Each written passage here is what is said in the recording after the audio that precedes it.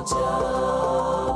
Ukitaka kuongozwa na mlinzi mwema dunia hii, umfuate Bwana Yesu, utembee naye pamoja. Ukitaka kuongozwa na mlinzi mwema dunia hii, umfuate Bwana Yesu, utembee naye pamoja. Wale ambao wanamaliza ni kwaya ya Nyakumbati, asante sana, tunasema amen, mbarikiwe tena zaidi. Kwaya ile ambayo inaingia katika stage sasa hivi kutubaki na nyimbo zao ni kwaya ya Emeroka Central Church. Na pale nikitazama kuangalia vizuri, kuna kitu moja nimesoma katika kanisa hili, ni kwamba watu wengi ambao hapo katika kwaya ni akina baba. Kina baba, how are you? Lakini ni sawa kabisa. Na nikitazama naona watu ambao tutasema miaka yao imesonga, kwemo maokoro mbiyole injugocho tokwani. Tima itingi karaba kwani ngole batorigerereti ege gusiyogo kwana bakwani. Abana beru timbu ya more no magoko tima yango torore Ono lende maokoro na kiokoro yengo kumiri kanya muita getana wona ne Emeroka miaka ile ngobwa mbwate miaka 93 but bado okoroka na uno muntu moke obwata chinguru ekene gente kiage koroka nanga kero korera Nyasaye gosekere kunya goterera Nyasaye okonya kwabarioka omoko okoroka noro moke. Sijui kiongozi wa kwaya hii ni nani? Ndio huyu hapa. Nawe pia tusalimie, utupa historia kidogo tu ya kwaya. Ona boko kwa na rugendo sababu kwa nege kegusie Kiswahili goseke songo huko Nyara. Yes. Binti na bwana mfambo nyote. Amchambo tena. Yangu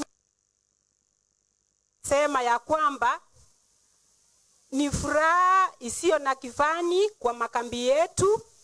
Tumefurahi, tumebarikiwa pamoja na wageni wetu. Tumesema asanti sana kwa mambo mazuri ambayo Mungu ametuandalia kwa haya makambi. Pisa kwa majina ninaitwa Concepta Kerubo Keva. Keva ndio chairman ya hii kambi. Mbele wapenzi watazamaji, ni Emeroka SDA Church. Kwaya yetu sio changa sana. Tumeanza zaidi ya miaka 15 imepita. Na hii kwaya inaendelea vizuri na tumefurahia kwa kumtukuza Mungu wetu. Apewe sifa na utukufu milele na milele, kwa maana anastahili hayo. Tunazo nyimbo ambazo tumetunza sisi wenyewe. Na mimi ndio nafanya hiyo kazi vile unaniona hivi. Okay. Yeah. So tumebarikiwa na wale ambao waandishi wa nyimbo na pia waimbaji wako hapa. Okay. Lakini kwaya hizi jaona kina baba walienda wapi? Ama mulisema ni nyinyi tu? Wapapa wako inaonekana ni vile pengine walienda kidogo. Lakini hiyo imekuwa kawaida ya makwaya siku hizi. Na bahati kuwa na mmoja hapo. Na wengine wako walikuwa asubuhi, lakini sasa hii inaonekana walienda nyumbani, walienda kuangalia ng'ombe. Ndio watarudi. Alright. Tunazo nyimbo 3 na hizo nyimbo zote ni visual. Na ni volume 1, 2 and 3. Volume ya 4 tunajiandaa hivi karibuni, tutaenda kuiweka. Okay. Asante sana. Sawa sawa. Basi mnapojiandaa, nadhani nikitoka hapa nitakapokuwa naelekea studio siku ya Jumatatu kuelekea, nikipata nyimbo zenyu pale YouTube niweze kucheza hata mimi kutoka studio, nitafurahia sana. Sijui kama yule mwenye ako katika kinanda kile ako sawa ama ako tayari kutupa wimbo. Unapojiandaa pale kutupa wimbo, basi kwa wale wote ambao wanafuatilia, tunakuja mbashara kutoka kanisa hili ama camp center hii ya Nyamiobo camp center, ambapo tunakuletea matangazo haya moja kwa moja. Na kwaya ile ambayo iko mbele yetu sasa hivi ni kwaya ya Emeroka Central Church. Wacha watubariki na nyimbo mbili. Tunapopata maelekeo ni vipi tutakuwa tunaendelea pale. Karibu.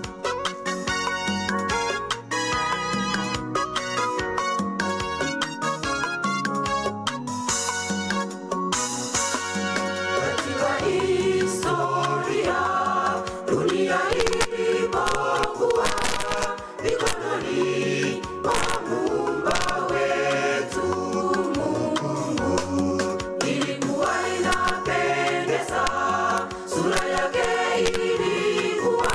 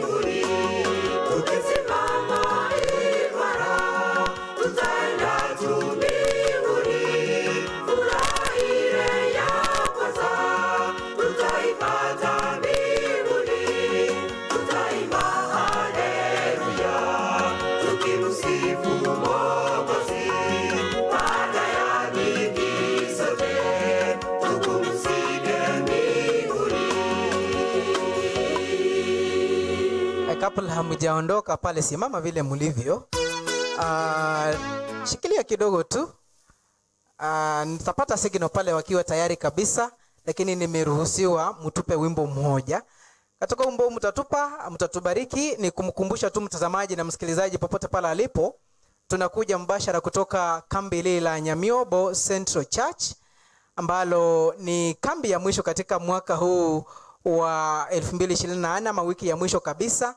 Wanapojiandaa kutupa wimbo mwingine, tutakuwa tunarejesha vipindi hivi kwa kanisa ili vipindi vya mchana viweze kuendelea, na baadaye tutarudi katika kuimba ili tuweze kutamatisha siku ya leo. Na kwa ile ambayo itajiandaa baada ya mahubiri, ama yule mzungumzaji ambaye atakuwa hapa mbele akimaliza, ni kwaya ya Mwembe. Muwe tayari kwa kujipanga. Baadaye tu akimaliza pale Mwembe, mtakuwa mumeweka nyimbo zenyu pale, mtakuwa mnaingia. Kwa wale wote ambao wanafuatilia, mnaweza tuma nchi zote tu ulimwenguni, endelea kufuatilia Abagusi Global Radio. Jina langu ni Geoffrey Nyakundi. Kwaya karibu.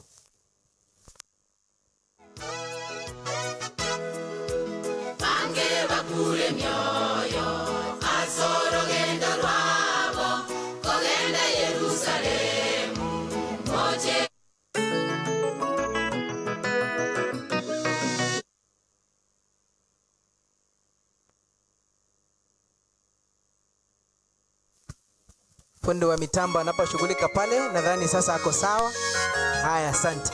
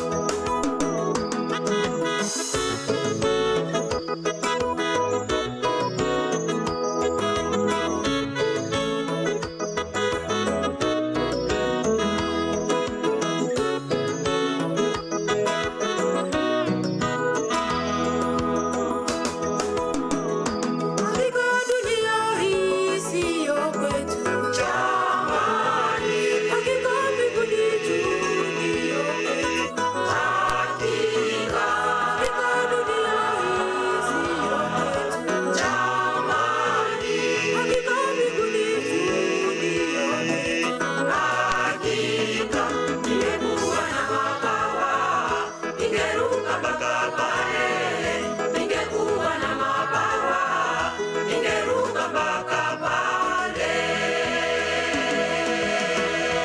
Bwana nishike mkono ulivyomshike Noka, tembea nami Bwana, hakika nitafika. Tembea nami Bwana, hakika nitafika. Bwana nishike mkono ulivyomshike Noka, tembea nami Bwana, hakika nitafika. Tembea nami Bwana, hakika nitafika.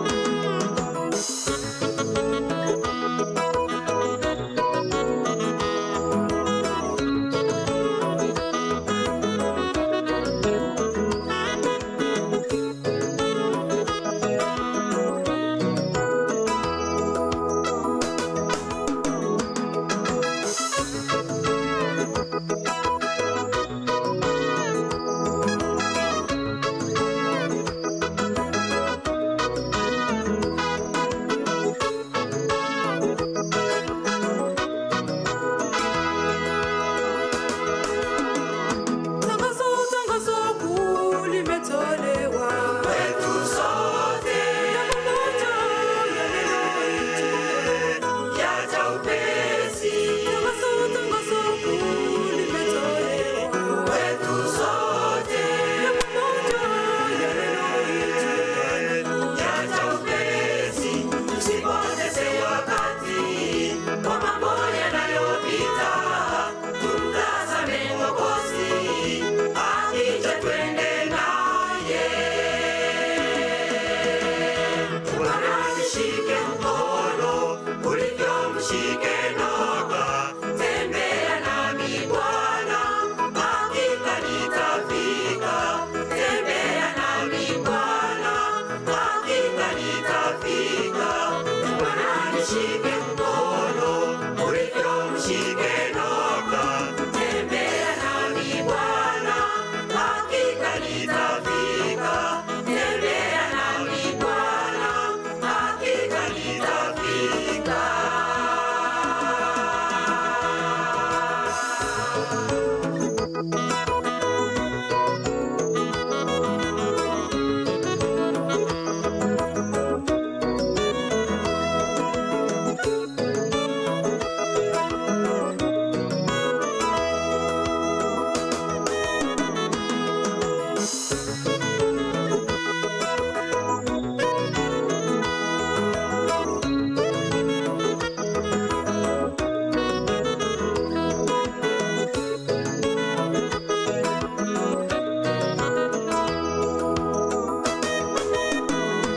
Bwana nishike mkono ulivyomshike Noka, tembea nami Bwana, hakika nitafika. Tembea nami Bwana, hakika nitafika.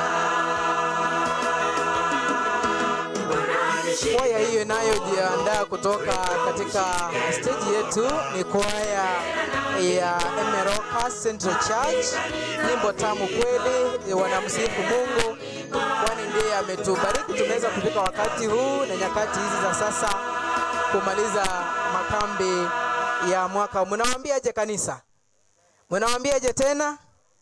Basi mubarikiwe sana na asante kwa kuweza kutubariki. Kufikia hapo tunatamatisha kipindi cha nyimbo kwa sasa, na baadaye tutakuwa tunapeana nafasi hii kwa kanisa, na kanisa litakuwa linaendelea na mipango ya mchana huu, na baadaye tutakuwa tunarejea katika nyimbo.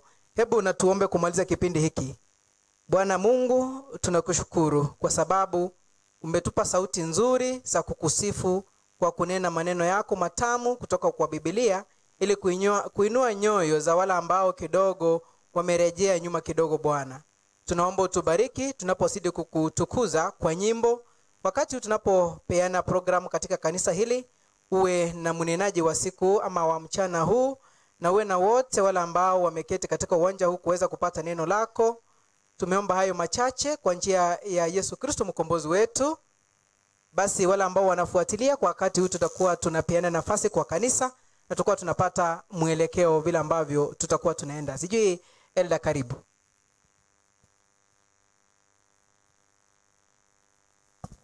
Asante sana kwa nafasi. Asante sana kwa nyimbo tumebarikiwa naye. Kutukura chenchi yake iko chitaekanke iko. Asingencho yokoreta abageni mutuga iga. Abanene baitekara baikirega iga otogo step down. Ono chinga kie chiga onkoira libageri iga batebinga karibu aso bategera liobuya. Ngake chingo chiranchi ya chairman atoletere pastor na atoletere abageni abutore bara asegati yaitu barenga mona nje twari kwariga ni chairman.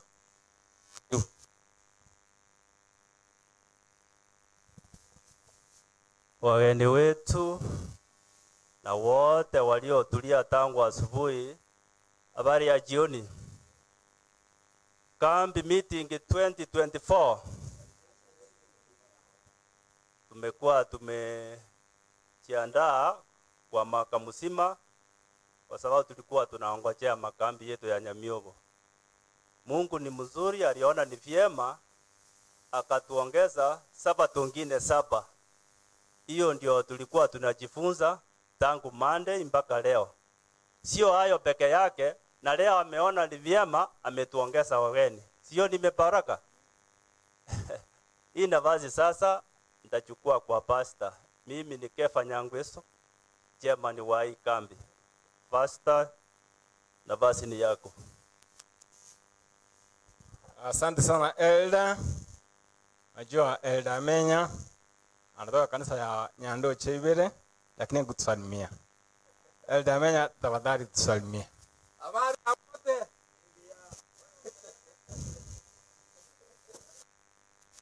Tunamshukuru Mungu wetu kwa sababu umetufanikisha tuko hapo kwa sababu ya mwaka huu. Hii ni makambi ya Nyamiogo Camp Center. Nyamiogo Camp Center iko katika Kilwa District. Kilwa District ni mojawapo ya district ambao zinafanya South Kenya Conference. Sasa nadhani ndio makambi ya mwisho, na ningetaka ama ningependa kuwakaribisha wale wote ambao walitumwa kwa makambi haya. Viti vilikuwa vijaje, hatungetosea hapa. Kwa hivyo ningependa niwakaribishe nyinyi wote mjisikie mko nyumbani mwa Bwana. Nadhani ya kwamba leo ndiye kilele ya makambi yetu na tumebarikiwa sana sana sana. Mimi kwa majina naitwa Pastor Robert Oncheku, ndio pastor wa mtaa huu wa Kilwa District. Kwa hivyo wageni wale ambao mtawahi niona, pengine mniona leo, mimi naitwa Pastor Robert Oncheku.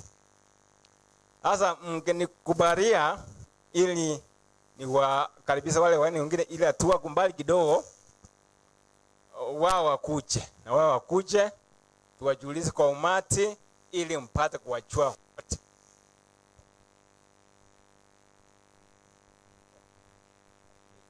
Nyinyi mko na fiti.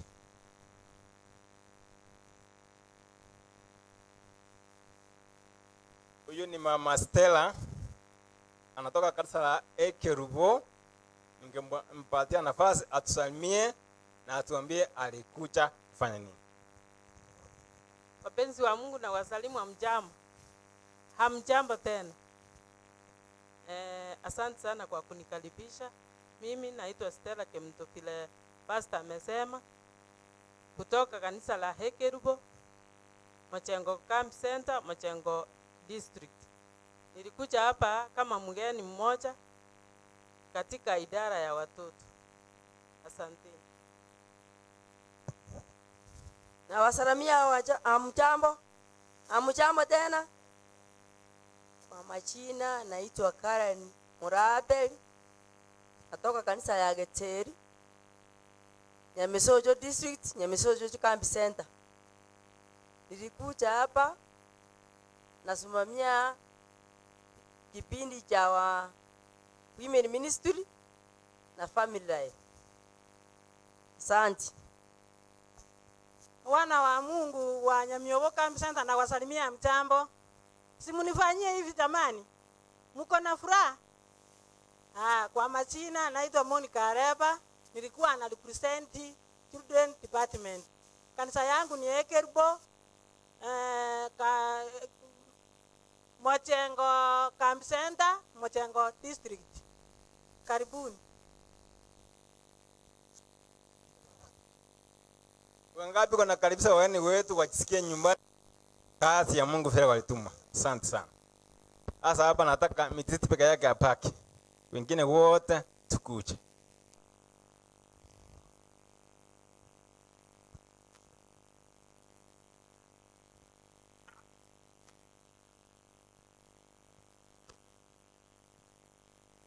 Huyu mgeni ambaye kuna kipaza sauti anaitwa Alex.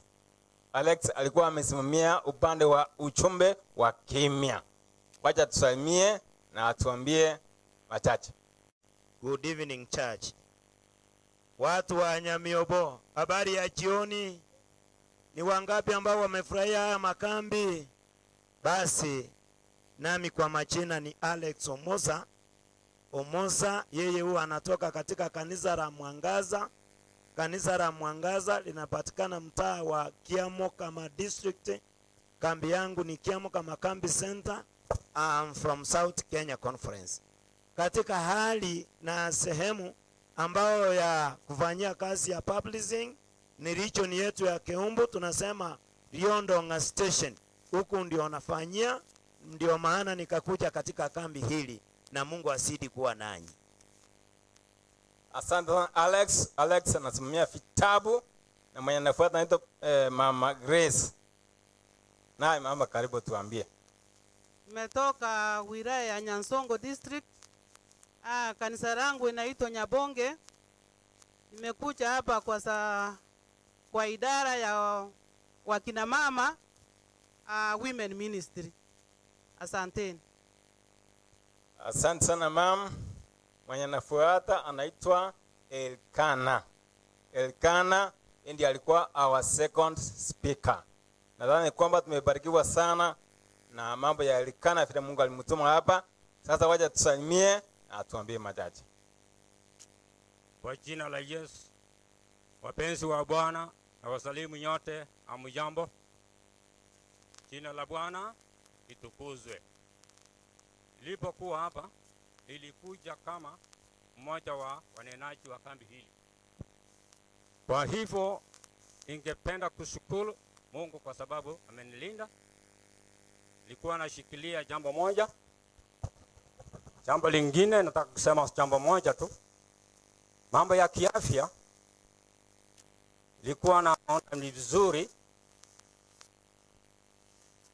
watu wakiwa katika ulimwengu huu, huwa wengi wao watakuwa na shida ya sana mambo ya afya ya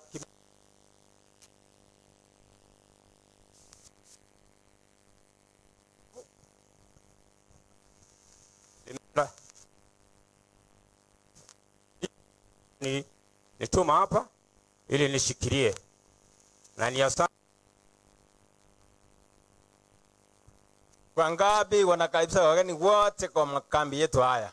Wageni karibu sana. Karibu sana. Haya, huyu mnenaji wa mwisho anaitwa Pastor Mititi. Yeye ndiye alikuwa our guest speaker. Sasa Mititi kuja. Pastor Mititi ni mchungaji wa South Kenya Conference. Alitumwa hapa kwa kuleta ujumbe ile Mungu alimletea alete hapa. Kwa hivyo ningemkaribisha Pastor Mititi atusalimie na atuambie anatoka wapi. Wapenzi wa Bwana na wasalimu wa mjambo. Mjambo tena. Kwa hivyo asante sana our district pastor kwa kunikaribisha. Kwa majina, mimi ni Pastor Brian Mititi Ondigi kutoka South Kenya Conference, Nyabimwa District. Kwa hivyo nimefurahia, nami niko hapa kwa ajili ya mahubiri kama mnenaji mkuu. Bwana awabariki tunapoendelea na makambi yetu. Asanteni. Thank you Pastor. Achua kuna kitu acha kuambia, najua acha kuambia hiyo. Pastor Mititi na Pastor Elikana yule ambaye alikuwa Kirwa ni mwa nyumba wake. Yaani wameoa nyumba moja. Aseke usi chisemo. Iko it was a coincidence kwamba Elikana awe Kirwa, Mititi awe hapa.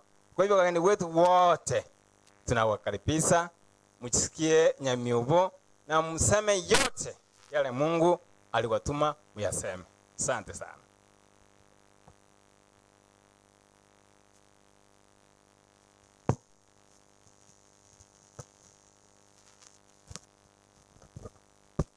Mpo na umole aba nakolango iga ekiagana no mongi no gocha kusema no gaki. Tumekombolewa kwa damu ya Yesu, tusalimiane. Tusalimiane. Haleluya. Sengenjo mwalimu pia bora igo moroji. Nkolengia nga omogeni ugocha bosio bwaito no yo women ministry bunatie kakobata igorosia inche naande maraba kumbwa tesi ndio to mwaliganie asa maboko umekaribishwa.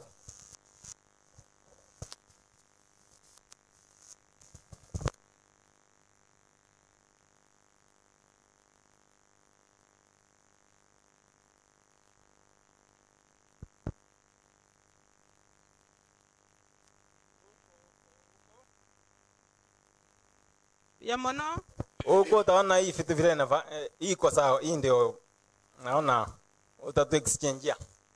Mungu ni mwema na siku zote. Barikiwe sana. Kinga kiechiga bono twaikira ase kipindi kia bang'ina. Wakati huu tumefika wakati wa akina mama. Women ministry.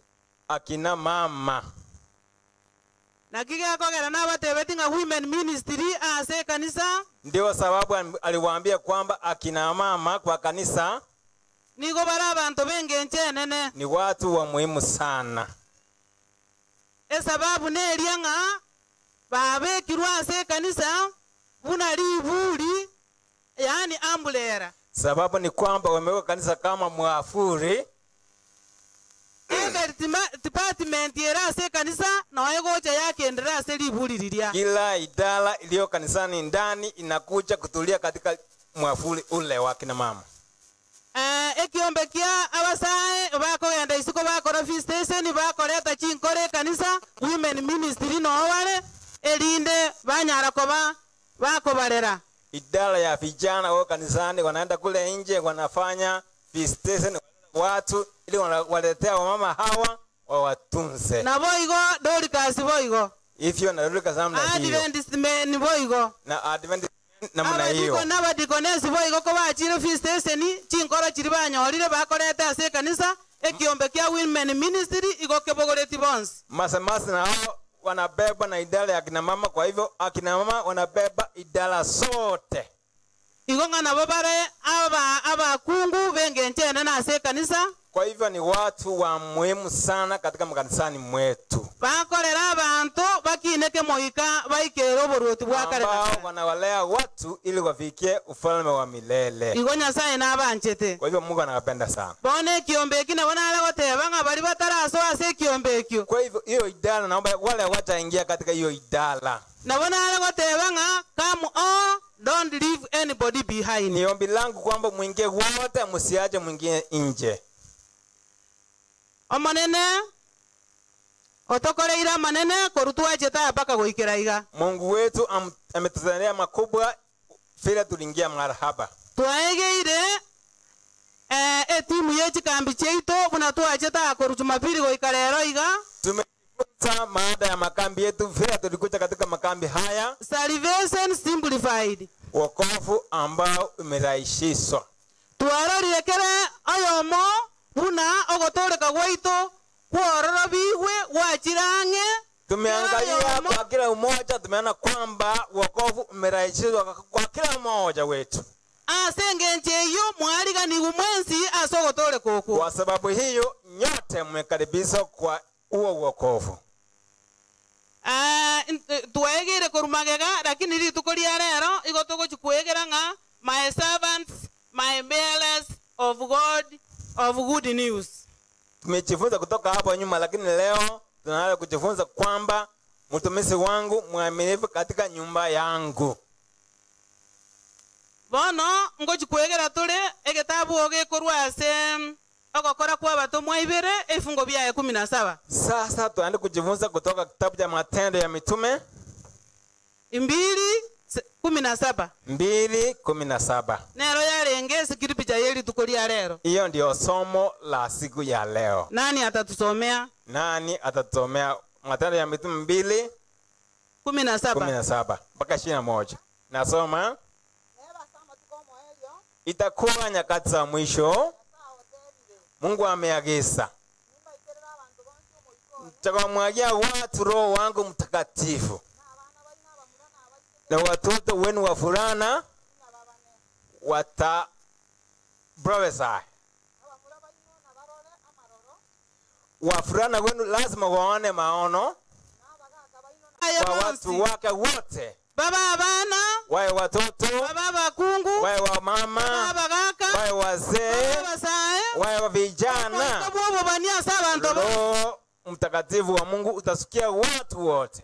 Elinde banyala ko bako bana. Ili wapata kutapiri. Engenjende ngatwarange ligutwensi. Njengine ni kwamba tumeitwa na Mungu. So tole koko kwa bere ira. Wote kwa wokovu ambao umerahisishwa.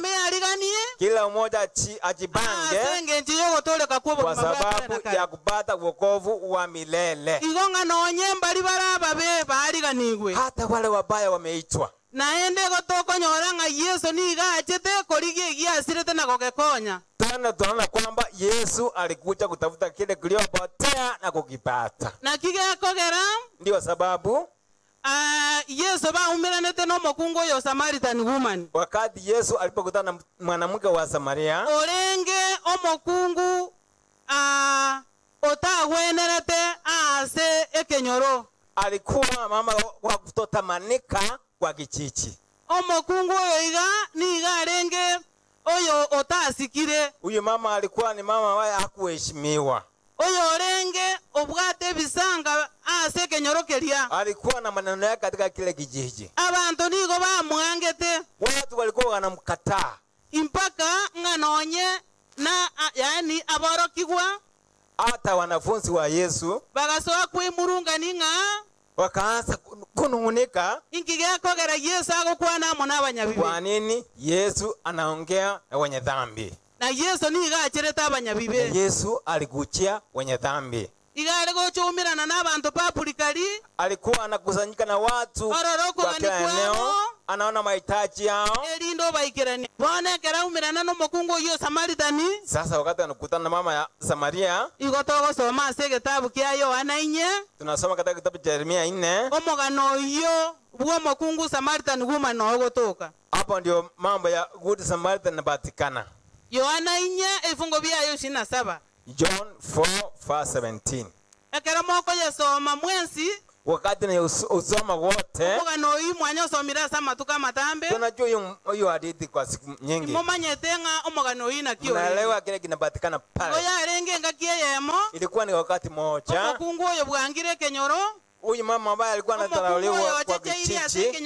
Huyu mama alikuwa anakejeliwa kwa jamii.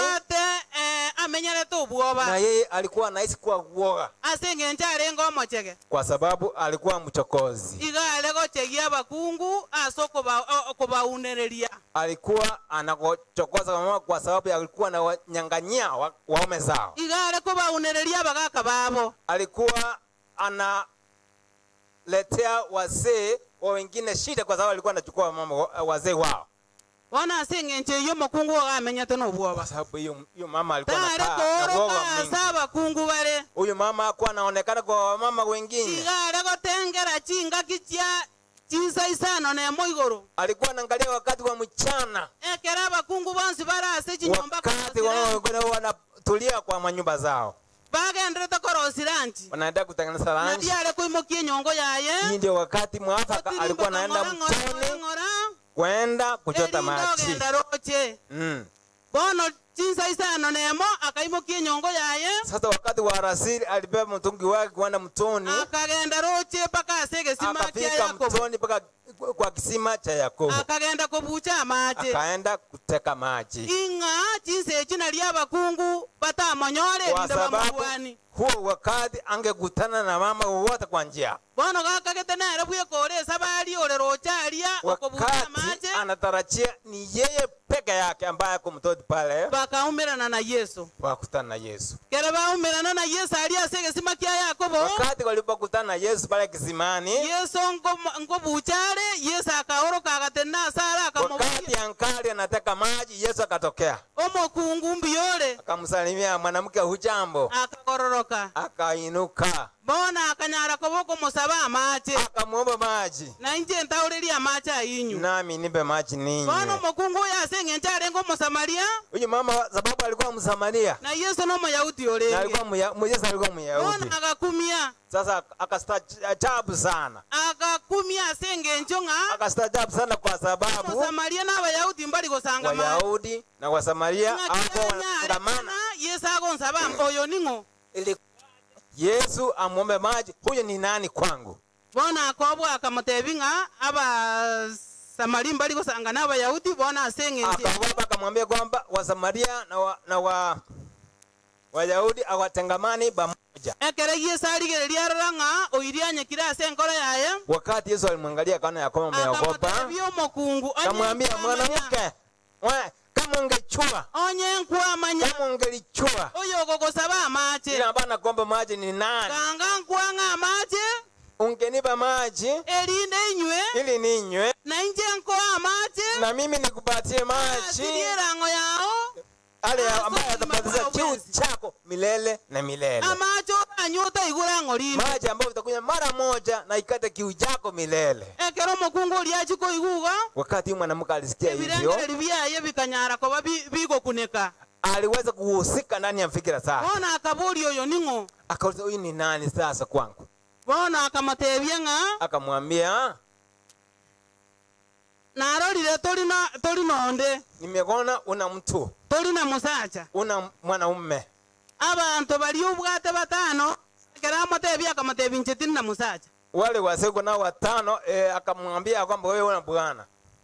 Ekera matebia ngatali na mogaka. Wakati alimwambia wewe una bwana. Akamatebia ni gore na bagaka batano. Akamwambia una wazee wanne na yule ambaye naye sahi sio wako. Bono mukungu uli akakumia.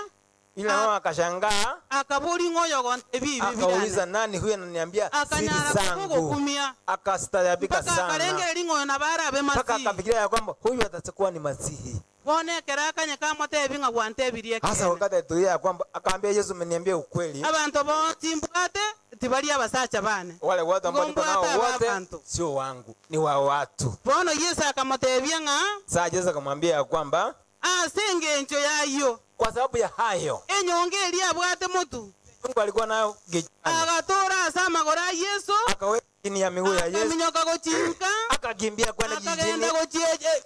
Elinyoro. Akakimbia kwenda kijijini. Akaenda gotangaza nga ni nchumara. Akaenda akasema kuja muone. Kuja muone. Kuja muone. Nchumara kuja muone mtu ambaye ameniambia siri sana. Abantu bakakumi bali bamumanyite watu wakastaajabu ya kwamba huyu ni nani. Watu walikuwa wanamjua kwamba ni mwanamke ambaye anarandaranda, lakini alipochukua habari nzuri wakastaajabika.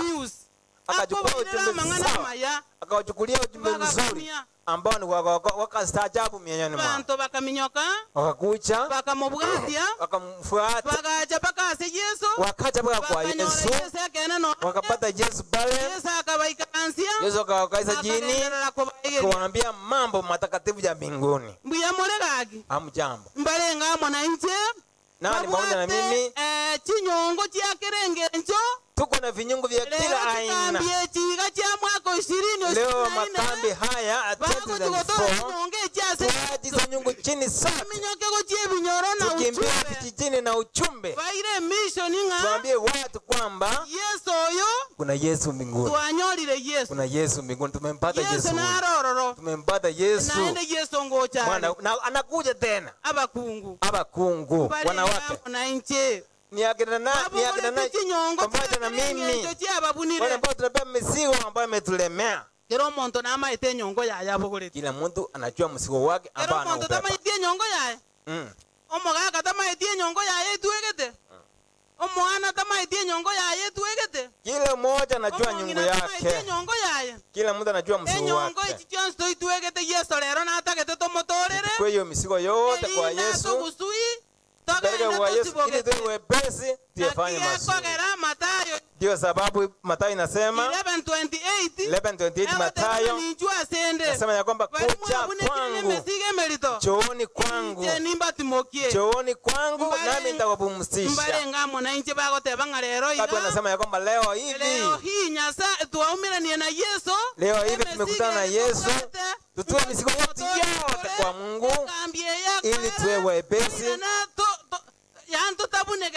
Makambi yakiisha tuwe tumekuwa wepesi kwa mikono. Mbalenga balia buya mwana asenge nche iyo omorandia tusabere. Iyo tuombe sasa. Igoro tusabere wetu tole kinyongo cheito lero. Tuombe. Baba Mungu wetu isiye milele, tunakushukuru kwa sababu ulituumba Mungu wetu. Ukutuumba tubebe mizigo ambayo inatulemea. Mizigo yote leta kwako. Na tunajua kwamba wewe ni haya. Tusaidie sisi wote pendo kwetu katika jina la Yesu aliye Bwana mbezi wetu. Amen. Barikiwe sana.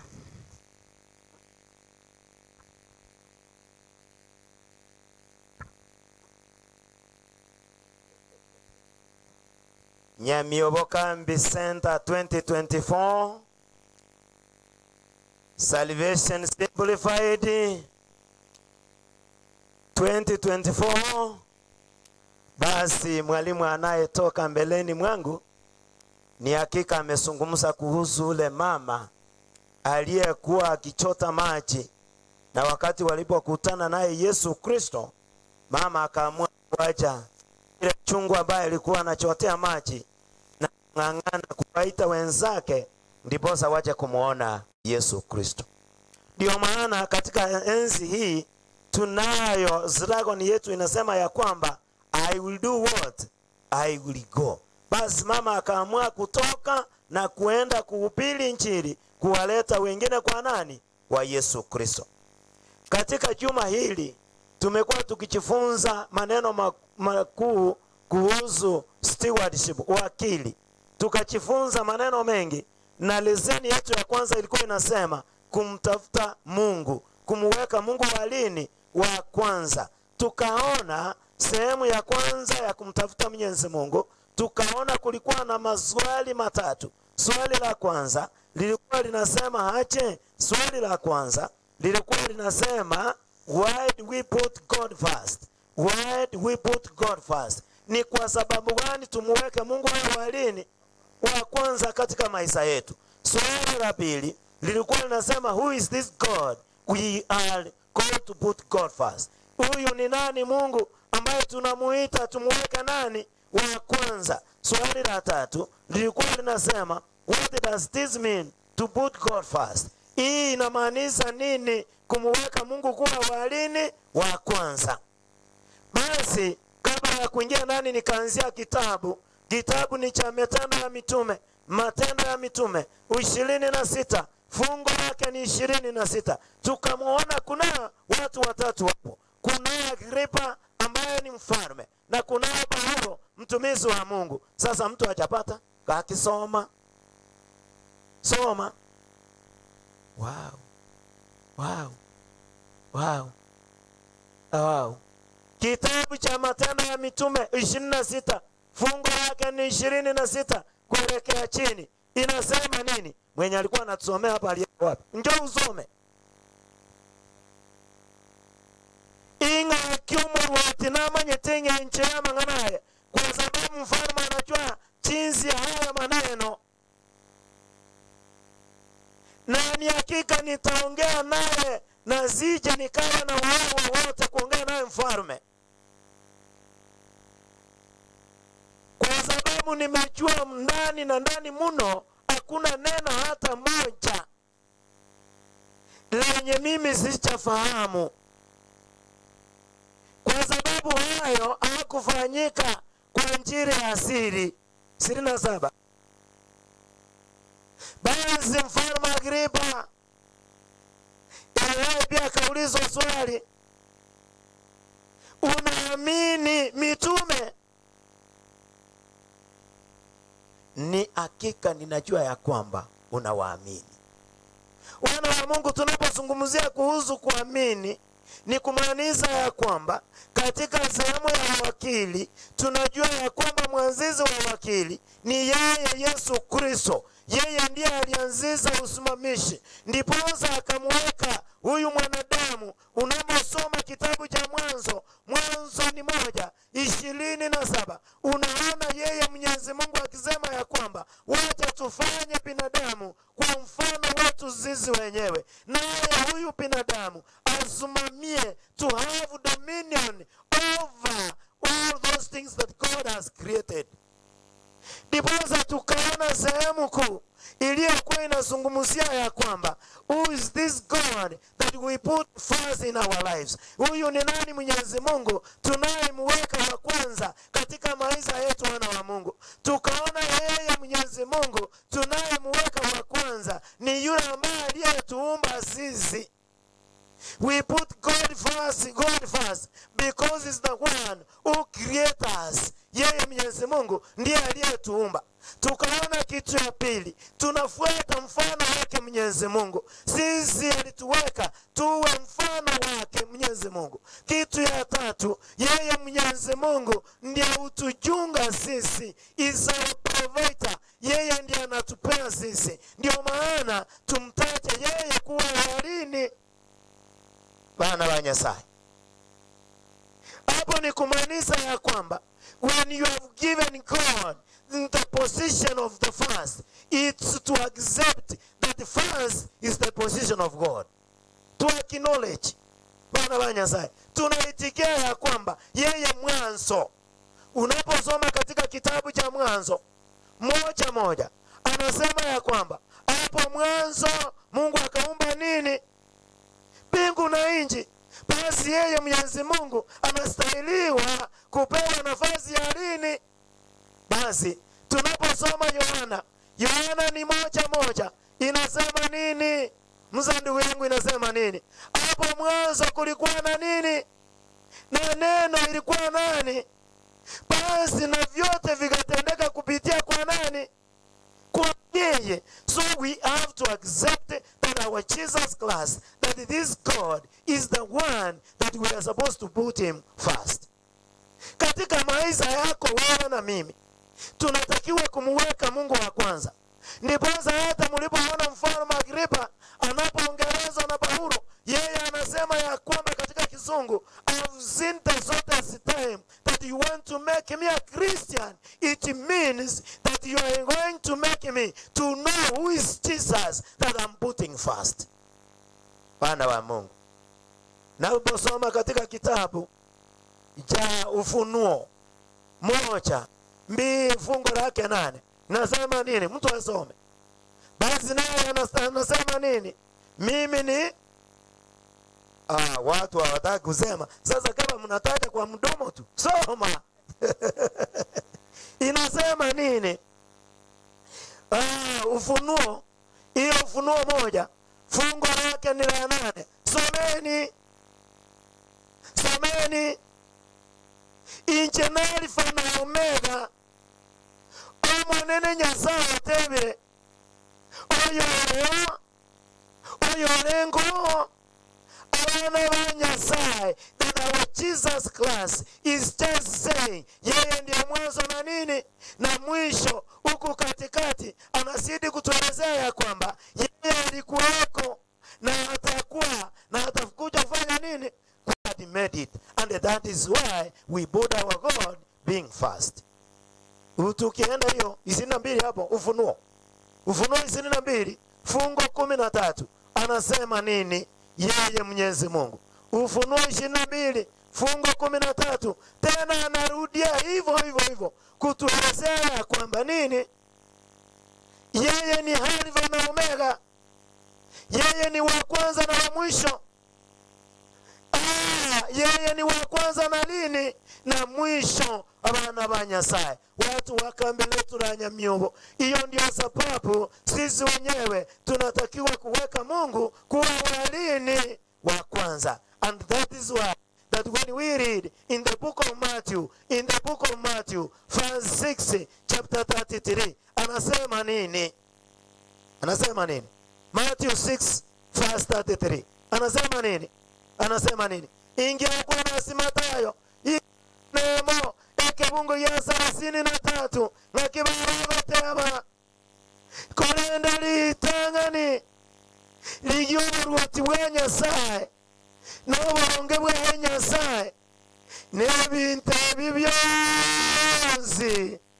n'amakore gatake ingomwe wa komenta na kia bana ba Nyasaye ekero omuntu amonyorera omuntu n'amakori kero omuntu amonyorera makori monyorera Yesu Kristo wano koru. It is not a problem. You give because you know ningo bakora gentoki ugusafu. Basi tusome Maliko Maraki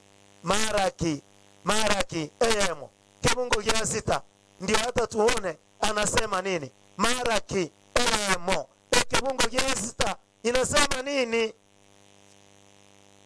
Maraki na recorded the Old Testament.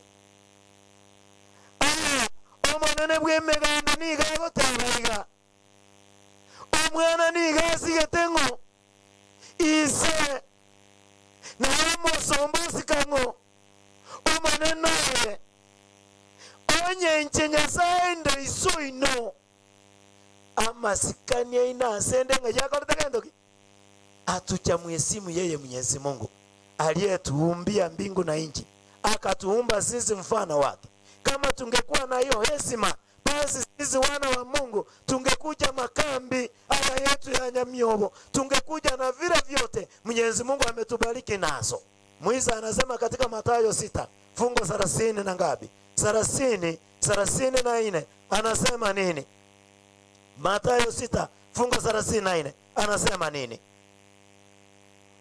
Kiti mwe chande na yankyo kiagara ngina likone gentoke na liye chande linyane kera itondi saine na wachanda kwango basi na kieke bungo kipasa sina watu watabanga litanga ni liyobu wati bwango wanya sawa no bulonge bwango ne bibinde byose mugo chande keramo kore gentoke ingo gutumo na masesenia ingo gotolenda ingo totongete ingo gotoa abana ba Nyasaye. And who is our master? Our God the Lord. Basi Mungu awe nanyi. Hii wiki nzima tutakuwa tunajifunza ni kwa nini. Kesho tutakuja lile swali la pili lenye linasema ya kwamba why do we put God first? We put God first because he's our creator, he's our redeemer, he's our sustainer, he's our provider. May God bless you in the name of Jesus Christ. Basi muumba wa mbingu na nchi, ni hakika katika wizara hii na leseni ya wakili tunajua ya kwamba wewe Mwenyezi Mungu ndio wa kwanza. Ndio maana unatuambia wewe ni Omega na Alpha, kumaanisha wa kwanza na mwisho. Wewe ukaumba binadamu, ukawapa hivi vitu vyote ambavyo vinaonekana. Kwa hivyo Muumba wetu tunatakiwa kukutafuta na kujua ya kwamba you are the only man who can put us in the way you see. Ndio maana ya kwamba katika fungo letu kuu la makambi unasema ya kwamba your ways Lord is in the sanctuary. Inga Nyasaye ende tiyo naende rabebu naye weta Nyasaye uli watutongete. Wana tokonya sechume ngima kere turegera manganaya buya bwano bwanchani bwao wabamana intwe na kugusaba gwitu gwetera sita Yesu Kristo mutolio ito. Be blessed.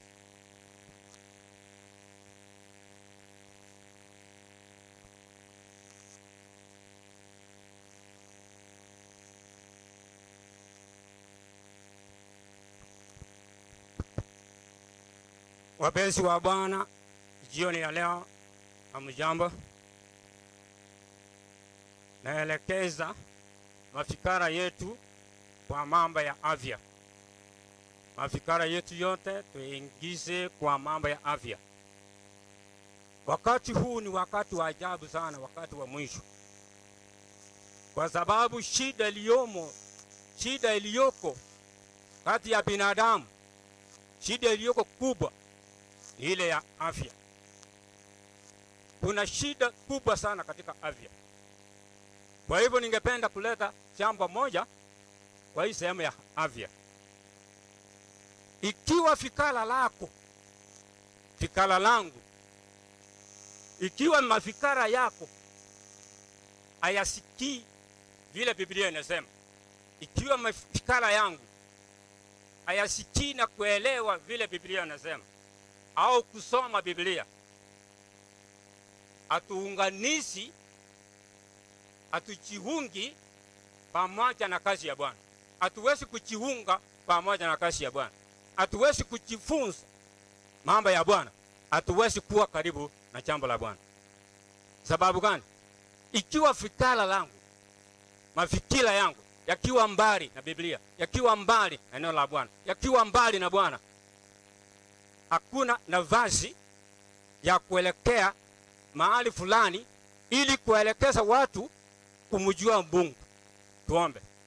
Mfalme aishiye milele, tusaidie kwa jambo hili kwa jina la Yesu aliye mwokozi wetu. Tunaposoma katika kitabu cha Warumi, tunaposoma katika kitabu cha Warumi 12 fungu la 2, inasemaje? Inaongea kuhusu fikra letu. Tukiwa mbali, fikra letu likiwa mbali na kusoma Biblia, fikra letu likiwa mbali na kuona na kushikia mambo ya Bwana, shida iliyo. Shida ndiyo hiyo. Soma fungu hilo. Tafadhali mnisome haraka. Inasemaje?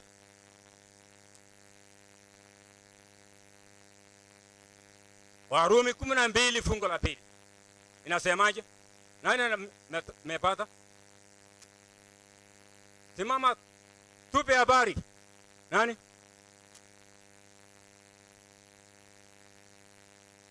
Binadamu huwa anajilinganisha na tabia za ulimwengu huu.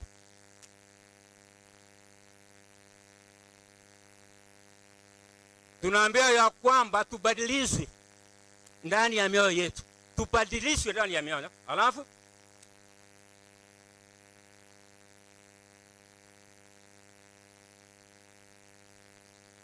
tutafute na kujua vizuri neno la Bwana. Tujue lile mbaya, lile ambalo itapendwa kwa ukamilifu. Asante. Hiyo inamaanisha ya kwamba ikiwa fikala letu lote aliendi pamoja na jambo la Bwana na neno la Bwana, mafikara yote tunatupa mbali. Hata jambo lile ambalo tunalipanga ili tulifanye linatutoweka. Alitakuwa ndani yetu, alitatusaidia. Hakuna nafasi, alitapata nafasi ndani yetu kwa sababu tuko mbali na Bwana. Kuna fungu lingine alafu nielezee kidogo alafu nimalizie hapo. Wakorintho wa kwanza. Tusome Wakorintho wa kwanza 6 fungu lake la 19. Wakorintho wa kwanza 6 fungu lake la 19. Nisomee tafadhali. Hamjui ya kwamba miili yenu ni hekalu ya Bwana ambao mmepewa na Mungu, na nyinyi si wenu pekeni. Miili yetu tunaichafua, tunaiweka mahali ambapo tunajiweka mahali mbaya sisi wenyewe, na hatujui miili yetu. Sasa tunauliza ya kwamba amjui ya kwamba miili yenu ni hekalu ya Bwana? Hatujui miili yetu ni hekalu ya Bwana. Kwa nini tunaifanya kuwa kama ni mahali ambao tunatupa takataka? Ni kwa nini tunaifanya mahali ambao nyewe anaishi ndani yetu, yeye ndiye anatawala ndani yetu? Lakini tunapendua jambo la Bwana ambaye ameongea, tunaweka mbali jambo lake, tunaanza kuleta jambo letu, ndio tunaliweka liwe kubwa katika ndani mwetu.